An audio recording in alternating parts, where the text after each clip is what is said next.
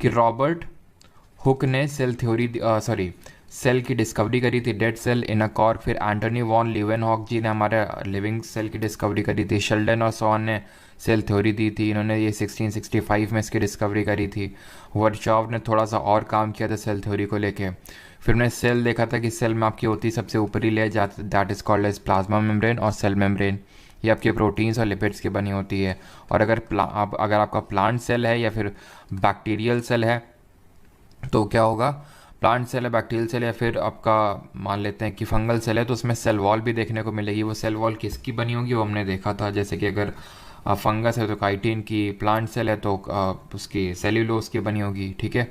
और अगर हम यहाँ पे बात करें कि फिर इसके हम अंदर गए तो डिफरेंट जो सेल ऑर्गेनल्स हैं उनका फंक्शन देखा था, जैसे कि एंडोप्लाज्मिक रेटिकुलम का फंक्शन क्या था, ट्रांसपोर्टेशन का भी और सिंथेसिस का भी। किसको सिंथेसाइज कर रहा था, इसके दो बेटे थे, रफ वाला जिसमें राइबोसोम थे वो प्रोटीन का सिंथेसिस कर रहे थे, और स्मूथ वाला फैट्स और लिपिड्स का सिंथेसिस कर रहा था। अब ये जो सिंथेसिस हो गया, बन गया, वो ट्रांसपोर्ट कराएगा एंडोप्लाज्मिक रेटिकुलम। अब इसको पैकेज और डिस्पैच कौन करेगा, प्रोसेस कौन करेगा, गोल्गी apparatus करेगा जो लाइजोसोम को बनाएगा। Lysosome suicidal bag of the cell होता है जिसमें हाइड्रोलिटिक एंजाइम होता है जो कि डाइजेशन एंड डाइजेस्टिव एंजाइम के तौर पे काम करता है। ये डाइजेस्टिव एंजाइम या फिर हाइड्रोलिटिक एंजाइम कहाँ बनता है, रफ एंडोप्लाज्मिक रेटिकुलम में बनता है। माइटोकॉन्ड्रिया को energy house of the cell बोलते हैं या फिर power house of the cell बोलते हैं, बिकॉज ये एनर्जी जनरेट करता है in the form of ATP, adenosine triphosphate.